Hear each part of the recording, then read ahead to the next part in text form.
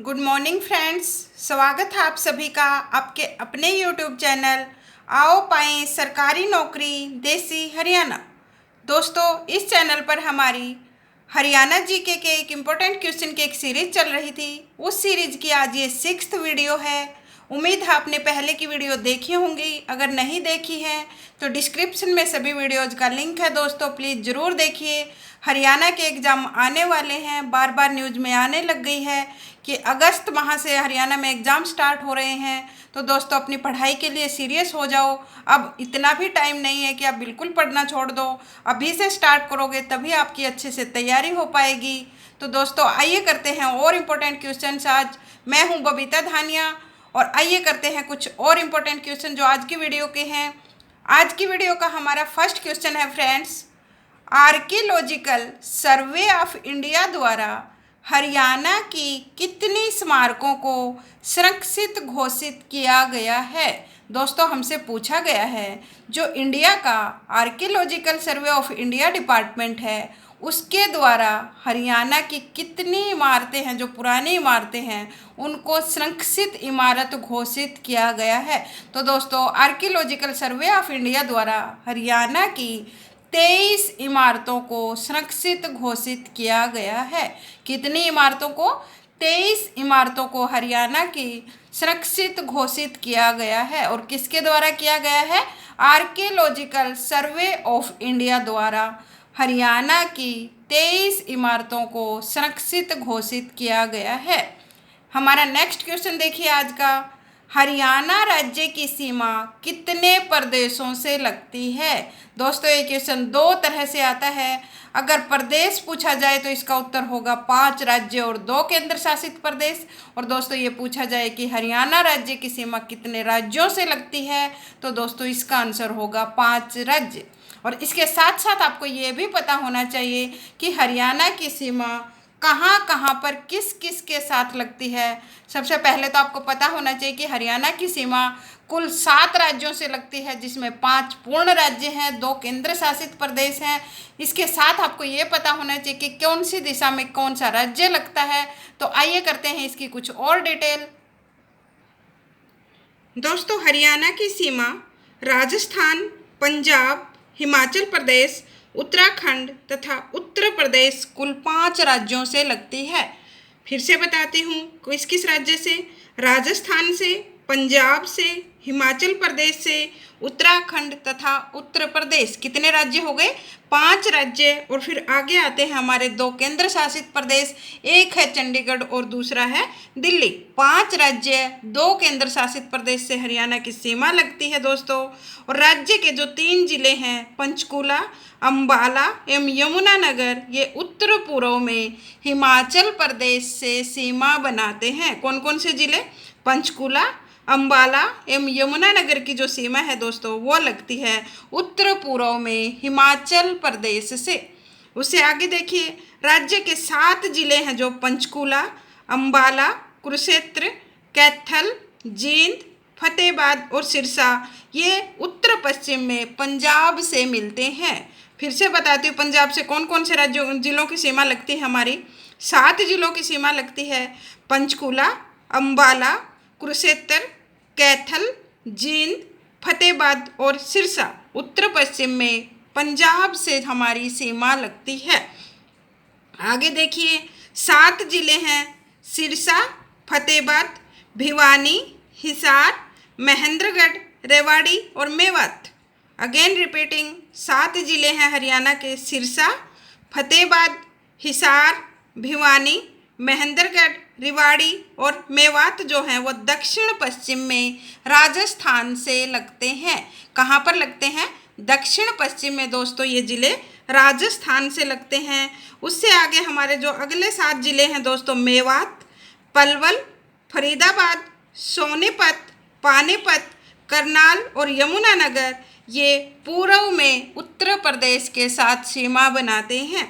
उत्तर प्रदेश के साथ भी हमारी 7 जिलों की सीमा लगती है, राजस्थान के साथ भी 7 जिलों की सीमा लगती है और पंजाब के साथ भी हमारे 7 जिलों की सीमा लगती है।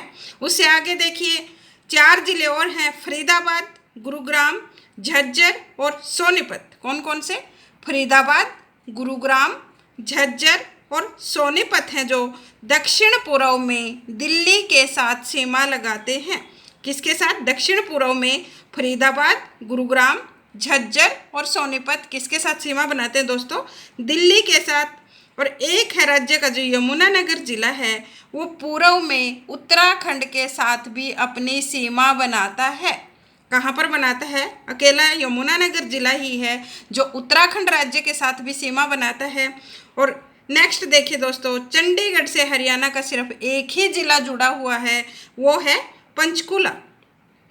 अब थोड़े से और कंसेप्ट देखिए, क्योंकि दोस्तों ये ज़िले याद करने आपको इसलिए ज़रूरी हैं क्योंकि बहुत बार कोई भी डिस्ट्रिक्ट का नाम देकर पूछ लिया जाता है कि इसकी सीमा है कौन से ज़िले से लगती है, या फिर पूछा जाता है पूर्व में कौन सा अपना स्टेट लगता है, उत्तर में कौन सा लगता है, दक्षिण में कौन सा लगता है। तो दोस्तों हरियाणा की सारी सीमाएं आपको अच्छे से याद होनी चाहिए। उसके साथ साथ आपको पता होना चाहिए कि हरियाणा राज्य की है जो सबसे ज़्यादा सीमा लगती है वो लगती है राजस्थान के साथ, और सबसे कम सीमा लगती है दोस्तों हमारी हिमाचल प्रदेश के साथ। सर्वाधिक सीमा जो हम साझा करते हैं वो करते हैं राजस्थान के साथ, और न्यूनतम सीमा हम हिमाचल प्रदेश के साथ साझा करते हैं। उम्मीद है आपको हरियाणा की सीमाओं से रिलेटेड सभी कंसेप्ट याद हो गए होंगे। एक बार फिर से बताती हूँ, हरियाणा राज्य की जो सीमा है 5 राज्य और 2 केंद्र शासित प्रदेशों से लगती है। हरियाणा के 7 जिले ही, 7 जिलों की सीमा उत्तर पश्चिम में पंजाब से, 7 जिलों की सीमा दक्षिण पश्चिम में राजस्थान से, 7 जिलों की सीमा उत्तर पूर्व में पूर्व दिशा में दोस्तों उत्तर प्रदेश से लगती है, और 4 जिले हमारे दिल्ली के साथ सीमा साझा करते हैं, और अकेला यमुनानगर जिला है जो पूर्व में उत्तराखंड जिले के साथ अपनी सीमा साझा करता है। और सबसे ज़्यादा हमारी सीमा लगती है राजस्थान के साथ, और सबसे कम हमारी सीमा लगती है दोस्तों हिमाचल प्रदेश के साथ। उम्मीद है आपको सभी कंसेप्ट अच्छे से याद हो गए होंगे। नेक्स्ट क्वेश्चन देखिए हमारा आज का, भारी मृदा किस फसल के लिए उत्तम मानी जाती है? दोस्तों हमसे पूछा है जो सबसे भारी मिट्टी होती है वो कौन सी फसल के लिए अच्छी मानी जाती है। ऑप्शन दिए हैं हमें, चावल, मोटे अनाज, कपास या फिर उपयुक्त सभी।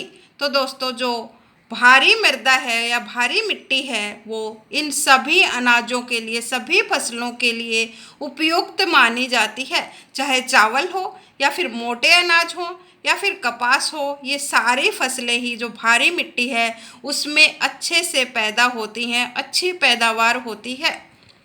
नेक्स्ट क्वेश्चन देखिए, पश्चिमी यमुना नहर अर्थात SYL यमुना नदी पश्चिमी किनारे से यमुना नदी के ताजेवाला नामक स्थान से कब निकाली गई थी? दोस्तों पूछा गया है, ये इसमें 2-3 क्वेश्चन छिपे हुए हैं। एक तो आपको पता होना चाहिए कि पश्चिमी यमुना नहर या SYL वो कहाँ से निकाली गई, वो यमुना नदी के पश्चिमी किनारे से निकाली गई, और जगह का नाम क्या है? ताजेवाला नामक जगह से निकाली गई। और दोस्तों ये जो नदी निकाली गई थी, SYL नहर निकाली गई थी, ये निकाली गई थी 1879 में, 1879 में। नेक्स्ट क्वेश्चन देखिए हमारा, बीबीपुर व नजफगढ़ झीलें राज्य के किस भाग पर स्थित हैं? दोस्तों बहुत बार एग्जाम में आया है, जो बीबीपुर व नजफगढ़ झीलें हैं वो राज्य के मैदानी भाग पर स्थित हैं। कौन से भाग पर? मैदानी भाग पर स्थित हैं। नेक्स्ट क्वेश्चन देखिए हमारा, हरियाणा राज्य में त्रु दिवस कब मनाया जाता है? त्रु दिवस या फिर पेड़ दिवस, हम जब पेड़ पौधे लगाते हैं वो दिवस कब मनाया जाता है? थोड़ा सा माइंड लगा के क्वेश्चन करना दोस्तों। पेड़ पौधे हम सबसे ज़्यादा कब लगाते हैं? जब मौसम बारिश का होता है। हम बारिश में ही पेड़ पौधे लगाते हैं, गर्मी में लगाएंगे तो भी सूख जाएंगे, अकेली सर्दी में लगाएंगे तो भी सूख जाएंगे। जो पेड़ पौधों के फलने फूलने का सबसे उपयुक्त समय होता है वो होता है बारिश का मौसम। और बारिश कब आती है हरियाणा में? जुलाई के महीने तक मानसून पहुंचती है। जून आखिरी में या फिर जुलाई के महीना जो हरियाणा का है वो मानसून पहुंचने का होता है, बारिश होती है। तो इसमें हमें ऑप्शन दिए गए हैं 15 जनवरी, 15 फरवरी, 15 जुलाई और 15 अगस्त। तो दोस्तों हरियाणा का जो त्रु दिवस है या पेड़ दिवस है वो 15 जुलाई को मनाया जाता है। कब मनाया जाता है? 15 जुलाई को। तो बालकों, आज का अपना अगला प्रश्न है, राज्य वन नीति 2006 के अनुसार हरियाणा में कितने प्रतिशत वन क्षेत्र का लक्ष्य निर्धारित किया गया है। पहली बात तो आपको पता होना चाहिए कि हरियाणा राज्य में वन नीति कब बनी। तो दोस्तों, कब बनी हरियाणा राज्य में वन नीति? वन नीति होती है पेड़ पौधों के संरक्षण से रिलेटेड, कि हरियाणा में कहाँ कहाँ पर कितने प्रतिशत वन है, उनको कैसे संरक्षित किया जाए, कैसे उसको बढ़ाया जाए, वो होती है राज्य की वन नीति। और जो हरियाणा राज्य की वन नीति है दोस्तों, वो 2006 में बनी। और उसके अकॉर्डिंग हरियाणा में कितने प्रतिशत वन क्षेत्र का लक्ष्य निर्धारित किया गया है? तो दोस्तों, वो किया गया है 20% भाग पर। सरकार ने निर्धारित किया है कि जो हरियाणा वन नीति 2006 है, उसके अनुसार जो राज्य का क्षेत्रफल है उसके 20% भाग पर पेड़ पौधे या फिर वन होने चाहिए। नेक्स्ट क्वेश्चन देखिए, बिल्कुल करंट का क्वेश्चन है। मुख्यमंत्री बाल सेवा योजना हरियाणा में किससे संबंधित है? तो दोस्तों, वर्तमान में जब कोरोना काल चल रहा है, बिल्कुल रिसेंट का क्वेश्चन है, बहुत सारे बच्चे अनाथ हो गए कोरोना की वजह से, जिन्होंने अपने माँ बाप को खो दिया। उन बच्चों की सहायता के लिए हरियाणा सरकार ने मुख्यमंत्री बाल सेवा योजना चलाई है, जिसके अंदर उनको सामाजिक व आर्थिक सहायता दी जाएगी। जो बच्चे कोरोना महामारी के अंदर अनाथ हो गए, जिन्होंने अपने माँ बाप को खो दिया, सरकार उनके लिए थोड़ा सा कुछ भी जो हेल्प हो जाए उनके लिए वही अच्छी है दोस्तों। जिनकी किस्मत खराब थी, उन्होंने ही अपने माँ बाप को बेचारों को खो दिया। तो दोस्तों, उन बच्चों के लिए जो अनाथ हो गए इस कोरोना महामारी में, उनकी जो सामाजिक व आर्थिक सहायता से संबंधित है, वो है मुख्यमंत्री बाल सेवा योजना। नेक्स्ट क्वेश्चन देखिए, हरियाणा की कौन सी नदी है जो शिवालिक के निचले क्षेत्र से निकलती है तथा अंबाला के पश्चिम से हरियाणा में प्रवेश करती है? दोस्तों, पूछा गया है कि वो कौन सी नदी है जो शिवालिक के निचले क्षेत्र से निकली तथा अंबाला के पश्चिम से हरियाणा में प्रवेश करती है। ऑप्शन दिए गए हैं हमें, यमुना, मारकंडा, सरस्वती और टांगरी नदी। तो दोस्तों, जो नदी शिवालिक के निचले क्षेत्र से निकलती है, अंबाला के पश्चिम से हरियाणा में प्रवेश करती है, वो है मारकंडा नदी। कौन सी नदी? मारकंडा नदी, ऑप्शन नंबर 2। और जो दोस्तों, मारकंडा नदी का बहुत बार एग्जाम में पुराना नाम भी पूछा जाता है, तो मारकंडा नदी का दोस्तों प्राचीन नाम क्या है?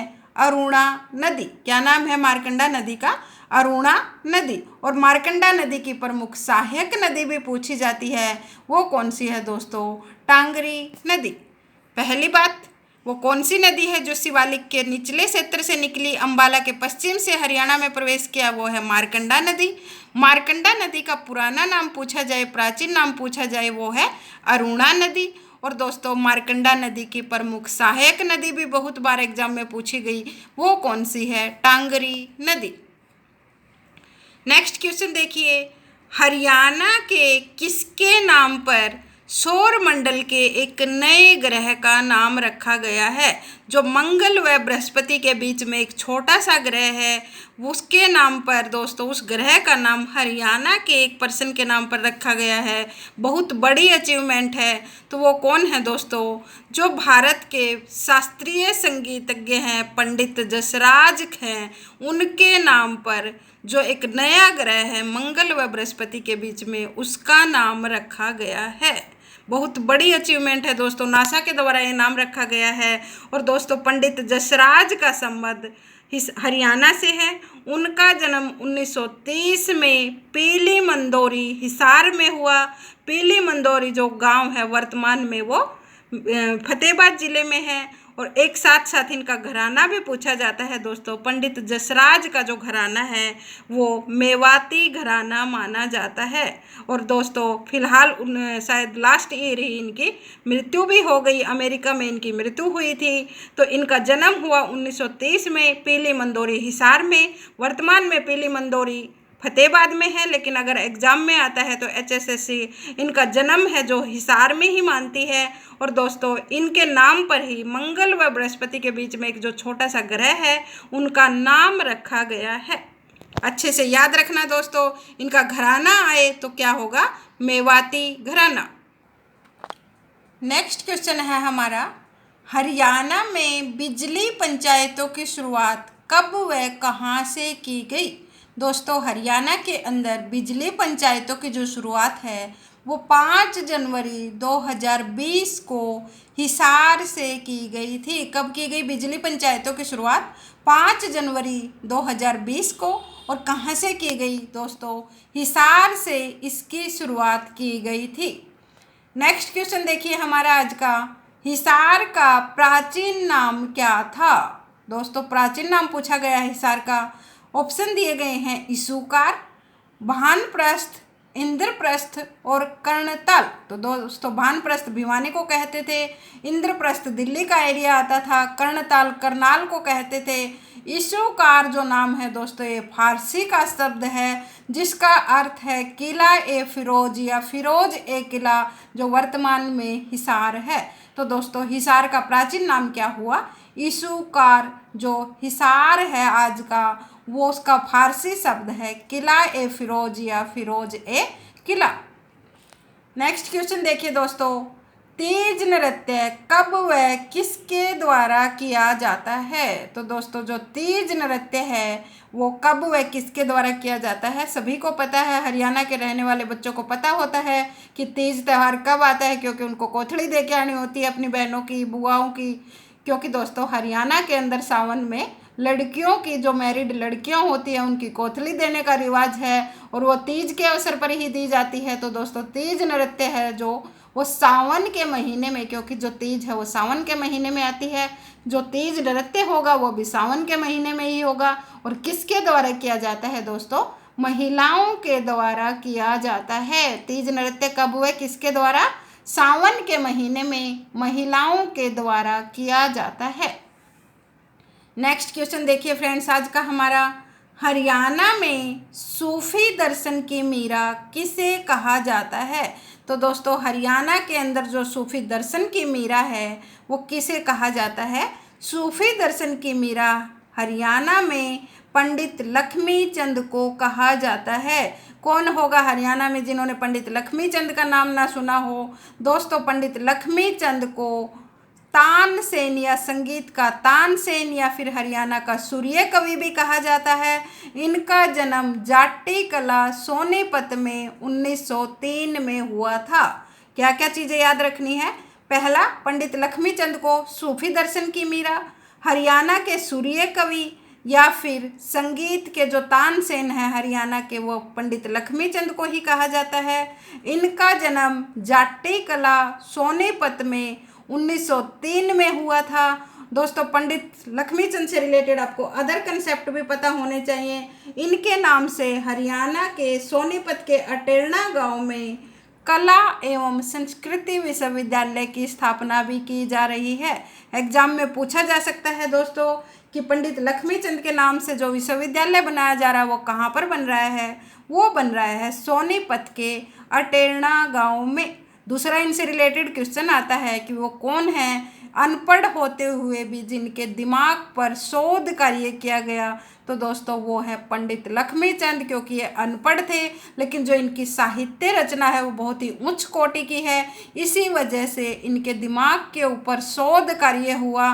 और दोस्तों एक और क्वेश्चन आता है कि अभी जो वर्तमान में पंडित लक्ष्मी चंद के ऊपर दादा लक्ष्मी के नाम से एक फिल्म आने वाली है वो किसने बनाई है दोस्तों, वो बनाई है अभिनेता यशपाल शर्मा ने। किसने बनाई, अभिनेता यशपाल शर्मा, जिनका संबंध कहाँ से है, हरियाणा के हिसार से है। उम्मीद है आपको सारे कंसेप्ट अच्छे से समझ में आ गए होंगे। एक बार फिर से बताती हूँ, हरियाणा में चाहे सूफी दर्शन की मीरा आए, हरियाणा के सूर्य कवि आए या फिर हरियाणा के तानसेन पूछा जाए वो कौन है, पंडित लक्ष्मी चंद। इनका जन्म हुआ जाट्टी कला गांव में, सोनीपत का गांव है, 1903 में इनका जन्म हुआ, 1945 में इनकी मृत्यु हो गई। दोस्तों इनका जो साहित्य है वो बहुत ही उच्च कोटि का है, लेकिन बताया जाता है कि ये अनपढ़ थे, इसी वजह से इनके दिमाग के ऊपर शोध कार्य हुआ। और दोस्तों इनके ऊपर सोनीपत के अटेरना गांव में जो कला एवं संस्कृति विश्वविद्यालय है उसकी स्थापना की जा रही है। और हाल फिलहाल ही यशपाल शर्मा जो अभिनेता हैं उन्होंने हिसार से जो संबंधित है उन्होंने पंडित लक्ष्मी चंद के ऊपर दादा लक्ष्मी के नाम से फिल्म भी बनाई है जिसमें इनका पूरा जीवन परिचय दिया गया है। नेक्स्ट क्वेश्चन देखिए, हरियाणा के रुबाई सम्राट के नाम से किसे जाना जाता है? तो दोस्तों हरियाणा के रुबाई सम्राट बहुत बच्चों को पता भी होगा, जिनको नहीं पता है उनके लिए देखिए, हरियाणा के जो पहले राज्य कवि हैं, प्रथम राज कवि हैं, वो कौन है? उदय भानुहंस। और उन्हें ही हरियाणा का रुबाई सम्राट भी कहा जाता है। अभी इनकी मृत्यु हो चुकी है दोस्तों। हरियाणा के जो प्रथम राज्य कवि थे उदय भानुहंस, उनको हरियाणा का रुबाई सम्राट कहा जाता है। और बहुत बार इनकी जो रचनाएं हैं वो एग्ज़ाम में पूछी जाती हैं।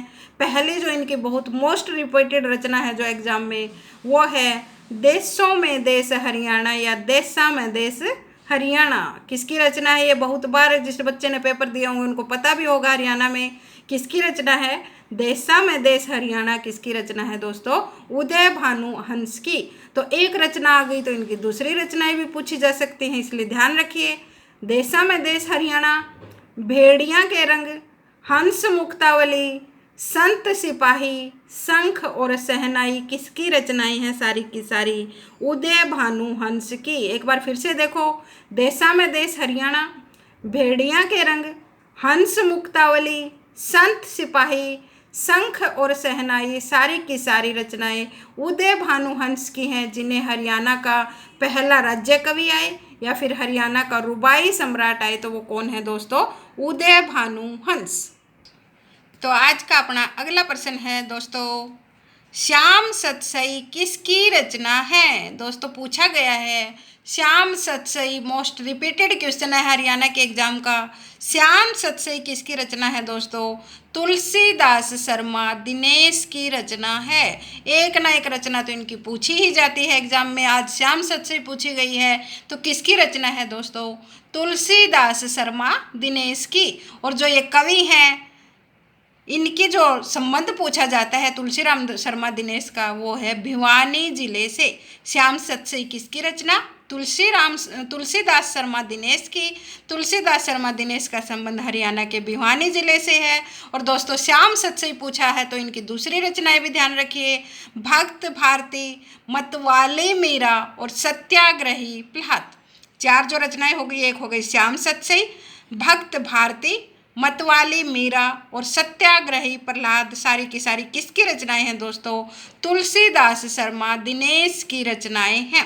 श्याम सतसई, भक्त भारती, मतवाली मीरा, सत्याग्रही प्रहलाद, सारी की सारी किसकी रचनाएं हैं दोस्तों? ये हैं तुलसीदास शर्मा दिनेश की। और तुलसीदास शर्मा दिनेश जो का संबंध है वो है हरियाणा के भिवानी जिले से। आज का नेक्स्ट क्वेश्चन देखिए, हरियाणा में राजनीति के चाणक्य किसे कहा जाता है? तो दोस्तों हरियाणा में राजनीति का जो चाणक्य है, चाणक्य मतलब चाणक्य नाम से समझ जाओ दोस्तों, जिनको बहुत एक्सपर्ट होते हैं उन्हीं का नाम चाणक्य निकाला जाता है, जो अपने सब्जेक्ट एक्सपर्ट होते हैं। तो दोस्तों हरियाणा में जो राजनीति के चाणक्य कहा जाता है वो है पूर्व स्वर्गीय मुख्यमंत्री चौधरी भजनलाल को। उनको हरियाणा में राजनीति का चाणक्य कहा जाता है। किसको कहा जाता है? पूर्व व स्वर्गीय मुख्यमंत्री भजनलाल को हरियाणा में राजनीति का चाणक्य कहा जाता है। इसके साथ साथ आपको पता होना चाहिए हरियाणा का लौह पुरुष किसे कहा जाता है दोस्तों? वो कहा जाता है चौधरी बंसीलाल को। और राजनीति का चाणक्य कहा जाता है चौधरी भजनलाल को। नेक्स्ट क्वेश्चन देखिए, खड़ियल कहाँ का प्राचीन नाम था? दोस्तों पुराने नाम एक ना एक तो क्वेश्चन पूछ ही लिया जाता है। खड़ियल है वो कहाँ का प्राचीन नाम था दोस्तों? खड़ियल ऐलनाबाद का प्राचीन नाम था। और ऐलनाबाद कौन से जिले में है? सिरसा जिले में है। खड़ियल कहाँ का प्राचीन नाम था? ऐलनाबाद का। और ऐलनाबाद हरियाणा के सिरसा जिले में है। आपसे खड़ियल अब पूछा गया है तो आइए कुछ और नगरों के नाम भी देखते हैं, उनके वर्तमान नाम और प्राचीन नाम। मेवात का प्राचीन नाम होता था दोस्तों सत्यमेवपुरम। अभी तो मेवात भी प्राचीन ही हो गया क्योंकि मेवात का वर्तमान नाम है नुहू। नूह को पहले कहते थे मेवात और उससे भी पहले कहते थे सत्यमेवपुरम। पलवल को पहले कहते थे उपलबा या फिर अपबाला। पलवल को क्या कहते थे? उपलबा या अपबाला। कैथल को क्या कहते हैं? प्राचीन समय में कैथल को क्या कहा जाता था? कपिस्थल। कैथल को कपिस्थल। रोहतक को क्या कहा जाता था? रोहितास। रोहतक को कहा जाता था रोहितास। गुरुग्राम का जो वर्तमान नाम गुरुग्राम है वो पुराने टाइम में एक बार गुड़गांव हुआ, उससे पहले भी था उनका गुरुग्राम, जो गुरु द्रोणाचार्य के नाम पर रखा गया है। नेक्स्ट क्वेश्चन देखिए, सोनीपत को कहा जाता था प्राचीन काल में स्वर्णप्रस्थ या स्वर्ण नगरी। सोने का नगर भी अभी जो रिसेंटली एग्जाम थे, मैंने कुछ पेपर पहले करवाए हैं, अगर आपने नहीं देखे हैं HSSC प्रीवियस ईयर पेपर की वीडियो तो वो आपके डिस्क्रिप्शन में लिंक है वीडियो का। उसके अंदर जो रिसेंटली क्वेश्चन आया हुआ था दोस्तों, उसके अंदर इंग्लिश में लिखा गया था गोल्ड सिटी किसे कहा जाता था। तो गोल्ड सिटी कौन सी थी दोस्तों? हरियाणा की सोनीपत। स्वर्णप्रस्थ या स्वर्णप्रस्थ या फिर इंग्लिश में जैसे अब घुमाकर पूछा गया गोल्ड सिटी वो कौन सी है? सोनीपत। पानीपत को कहा जाता था प्राणप्रस्थ या फिर पनपथ। क्या कहा जाता था पानीपत को? प्राणप्रस्थ या पनपथ। करनाल को क्या कहा जाता था दोस्तों? कर्णताल। करनाल का पुराना नाम क्या था? कर्णताल, जो महाराज कर्ण के नाम पर बसाया गया था, दानी कर्ण के नाम पर बसाया गया था। और कर्ण लेक भी कहाँ है? करनाल में ही है। यमुनानगर का पुराना नाम क्या होता था? अब्दुल्लापुर। कैथल का शायद पहले भी आ गया कपिस्थल। और जींद को पुराने समय में कहते थे जैंतपुरी। जींद को क्या कहते थे? जैंतपुरी। जहाँ पर जयंती देवी का मंदिर है वो किसने बनवाया? पांडवों ने बनवाया था। थोड़े से और देखिए जो अभी पूछा गया था, ऐलनाबाद पुराना नाम था खड़ियल। नारनौल को पहले कहते थे नवराष्ट्र। बल्लभगढ़ को जो वर्तमान नाम है वो बलरामगढ़ कर दिया गया, बीच में इसका नाम बल्लभगढ़ था। कालका को पहले कहते थे कालकोट। बहादुरगढ़ को कहते थे सरफाबाद। सभी नाम ध्यान रखना दोस्तों, कोई ना कोई पुराना नाम तो हरियाणा के शहरों का पूछा ही जाता है। नेक्स्ट क्वेश्चन देखिए, हरियाणा में अति प्राचीन दूसरी शताब्दी की मूर्ति जिसमें संगीतकार बैलगाड़ी में बैठकर कहीं जा रहे हैं वो कहाँ से मिली? देखिए दोस्तों, क्वेश्चन कितना डीपली पूछा गया है। पहली बात, वो दूसरी शताब्दी की मूर्ति है। संगीतकार हैं सारे के सारे, उनके हाथों में वाद्य यंत्र हैं, बैलगाड़ी में बैठे हैं और कहीं जा रहे हैं। वो मूर्ति हरियाणा में कहाँ से मिली है? तो दोस्तों वो मूर्ति मिली है हरियाणा के यमुनानगर के सुग नामक स्थान से। कहाँ से मिली? यमुनानगर के सुग नामक स्थान से दूसरी शताब्दी की अति प्राचीन मूर्ति जिसमें संगीतकार बैठे हुए हैं और बैलगाड़ी में कहीं जा रहे हैं, कहाँ से मिली? यमुनानगर के सुग नामक जगह से। नेक्स्ट क्वेश्चन देखिए हमारा, ककरोई सूक्ष्म जल विद्युत परियोजना कहाँ स्थित है? तो दोस्तों जो ककरोई सूक्ष्म जल विद्युत परियोजना है ये पश्चिमी यमुना नहर के किनारे सोनीपत में बनाई गई है। कहाँ पर बनाई गई? पश्चिमी यमुना नहर के किनारे। इसके साथ साथ आपको ये भी याद हो गया कि SYL कहाँ कहाँ जाती है, वो सोनीपत में भी बहती है दोस्तों। सोनीपत में पश्चिमी यमुना नहर के किनारे ककरोई गांव में ही बनाई गई है, इसलिए इस योजना का नाम ककरोई सूक्ष्म जल विद्युत परियोजना है। और दोस्तों इसके साथ साथ आपको इसकी क्षमता भी पता होनी चाहिए। ककरोई सूक्ष्म जल विद्युत परियोजना की जो क्षमता है वो है 100 किलोवाट। कितनी है? 100 किलोवाट। ककरोई सूक्ष्म जल विद्युत परियोजना SYL पर बनाई गई है, सोनीपत के ककरोई गांव में है और इसकी जो कैपेसिटी है, क्षमता है, वो है 100 किलोवाट। तो आज का नेक्स्ट क्वेश्चन हमारा, हरियाणा की लता मंगेशकर किसे कहा जाता है? तो दोस्तों हरियाणा की लता मंगेशकर, देखो हरियाणा तो अपने अलग ही ठाठ बाट होते हैं। अगर लता मंगेशकर हरियाणा की नहीं है तो हमने अपनी बना ली। तो दोस्तों क्योंकि ये लड़की है जो ये मोनिका सोनी है, रेवाड़ी से हैं, ये लता मंगेशकर की तरह ही मीठा गाती हैं, इसलिए इनको हरियाणा की लता मंगेशकर कहा जाने लगा। तो दोस्तों कौन है हरियाणा की लता मंगेशकर? मोनिका सोनी, रेवाड़ी से। नेक्स्ट क्वेश्चन देखिए, ऑपरेशन मुस्कान योजना की शुरुआत कब की गई थी? तो दोस्तों ऑपरेशन मुस्कान योजना, पहले तो आपको पता होना चाहिए कि इस योजना का संबंध किनसे है। दोस्तों जो बच्चे गायब हो जाते हैं, गुमशुदा हो जाते हैं, अपनों से बिछड़ जाते हैं, उनको वापस उनके पेरेंट्स से मिलाने की जो योजना चलाई गई थी हरियाणा पुलिस के द्वारा, उसका नाम है ऑपरेशन मुस्कान योजना। और दोस्तों ये योजना 1 जुलाई 2015 को चलाई गई थी। कब चलाई गई? 1 जुलाई 2015 को, 1/7/2015 को ऑपरेशन मुस्कान की योजना की शुरुआत की गई थी। वैसे याद ना रहे तो दोस्तों जब कोई मुस्कुराता है तो उसके एक साथ सारे दांत दिखते हैं। तो दोस्तों कब की गई? 1/7/2015 को ऑपरेशन मुस्कान की जो शुरुआत की गई थी। इसके साथ साथ उसी दिन एक और योजना की शुरुआत हुई थी, वो थी म्हारा गांव जगमग योजना। म्हारा गांव जगमग गांव योजना की शुरुआत भी दोस्तों कब की गई? इस योजना की शुरुआत भी 1 जुलाई 2015 को ही की गई थी। और दोस्तों इस योजना के अंदर आने वाले गांव के अंदर 24 घंटे बिजली सप्लाई दी जाएगी। यही योजना थी म्हारा गांव जगमग गांव। 24 घंटे लाइट रहेगी तो गांव अपने आप ही जगमग रहेगा। और इस योजना की शुरुआत भी कब की गई दोस्तों? 1 जुलाई 2015 को। नेक्स्ट क्वेश्चन देखिए, हरियाणा के निम्नलिखित जिलों में उष्णकटिबंधीय शुष्क पतझड़ वन का विस्तार है। दोस्तों कुछ जिले दिए गए हैं और उसमें जो सूखे वाले पतझड़ वन हैं उनका पूछा गया कौन कौन से जिलों में है।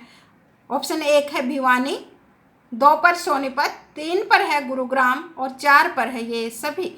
तो दोस्तों जो शुष्क उष्णकटिबंधीय पतझड़ वन है वो भिवानी में भी पाए जाते हैं, सोनीपत में भी पाए जाते हैं और गुरुग्राम में भी पाए जाते हैं। तो इसका राइट आंसर होगा ये सभी, क्योंकि सूखे एरिया हैं दोस्तों। भिवानी, सोनीपत, गुरुग्राम हैं जो वहाँ पर पाए जाते हैं उष्णकटिबंधीय शुष्क पतझड़ वन। नेक्स्ट देखिए, चीड़ एवं पाइन के वृक्ष हरियाणा के किस जिले में पाए जाते हैं? दोनों क्वेश्चन बिल्कुल साथ साथ हैं दोस्तों। सूखे वन हैं जो सूखे क्षेत्र में पाए जाते हैं। चीड़ एवं पाइन के जो वन होते हैं वो पानी वाले एरिया में होते हैं। और हरियाणा का सबसे पानी वाला एरिया कौन सा है दोस्तों? पंचकूला, यमुनानगर, अंबाला या फिर ये सभी। तो दोस्तों हरियाणा के तीनों ही जिले हैं जहाँ पर सर्वाधिक बारिश होती है। पंचकूला, यमुनानगर और अंबाला के अंदर ही चीड़ एवं पाइन के वृक्ष पाए जाते हैं। तो इसका राइट आंसर होगा ऑप्शन नंबर 4 ये सभी। नेक्स्ट क्वेश्चन देखिए दोस्तों, सलीम अली पक्षी विहार कहाँ स्थित है? तो दोस्तों बहुत बार एग्जाम में आया है, हरियाणा का जो सुल्तानपुर राष्ट्रीय उद्यान है उसे ही कहा जाता है सलीम अली पक्षी विहार। तो ये कहाँ पर है? गुरुग्राम में है। दोस्तों इसकी थोड़ी डिटेल देखिए। गुरुग्राम के अंदर सुल्तानपुर पक्षी विहार की जो स्थापना है वो 1989 में की गई थी। कब की गई दोस्तों? 1989 में। स्थापना तो दोस्तों इसकी 1971 में ही हो गई थी, लेकिन राष्ट्रीय उद्यान बना था 1989 में। और दोस्तों ये जो है यह महान पक्षी वैज्ञानिक डॉक्टर सलीम अली पक्षी विहार, जो सलीम अली थे जो डॉक्टर थे बहुत ही ज़्यादा फेमस, उनके प्रयासों से ही ये पक्षी विहार बना था। इसलिए इस उद्यान का नाम सलीम अली पक्षी विहार भी रखा गया है। और दोस्तों इसे 1972 के अंदर जलीय पक्षी हेतु आरक्षित भी कर दिया गया था।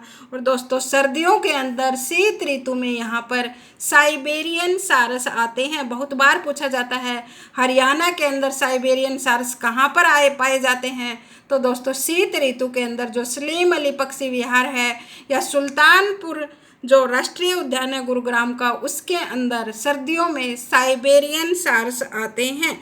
और दोस्तों ये हरियाणा का सबसे प्रमुख इको पार्क भी है। एक बार फिर से रिपीट करती हूँ, सुल्तानपुर राष्ट्रीय उद्यान है उसी को कहा जाता है सुल्तानपुर पक्षी विहार, गुरुग्राम जिले में स्थित है दोस्तों। इसका क्षेत्रफल है 142.52 हेक्टेयर। और दोस्तों ये स्थापना तो हुई थी 1971 में। 1972 के अंदर जो जलीय पक्षी है उसके लिए आरक्षित किया गया। और दोस्तों 1989 के अंदर जो प्रसिद्ध वैज्ञानिक थे डॉक्टर सलीम अली उनके प्रयासों से इसे राष्ट्रीय उद्यान का दर्जा दिया गया, इसीलिए इसका नाम सलीम अली पक्षी विहार भी कहा जाता है। और दोस्तों यहाँ पर सर्दियों के अंदर साइबेरियन सार्स नामक पक्षी आते हैं और ये हरियाणा का सबसे प्रमुख इको पार्क भी है। उम्मीद है दोस्तों आपको सभी क्वेश्चन बहुत अच्छे से समझ में आ गए होंगे। आज के लिए इतना ही दोस्तों, अच्छे से तैयारी करते रहिए। अभी एग्ज़ाम आने वाले हैं, अगस्त में लगभग एग्ज़ाम हो जाएंगे, बार बार न्यूज़ में दिखाया जा रहा है। तो दोस्तों अभी से अपनी तैयारी शुरू करोगे तभी आपको सफलता मिलेगी। अगर आप मेहनत करते हो तो आपका हक कोई नहीं छीनने वाला। अगर आप अपने आप को ही धोखा देते रहोगे तो फिर उसका कुछ नहीं हो सकता है। उम्मीद है आज के आपको सभी क्वेश्चन अच्छे लगे होंगे। अगर हमारी वीडियो पसंद आई हो तो like, share and subscribe our channel. मिलते हैं नेक्स्ट वीडियो में ऐसे ही अच्छे अच्छे और क्वेश्चंस के साथ।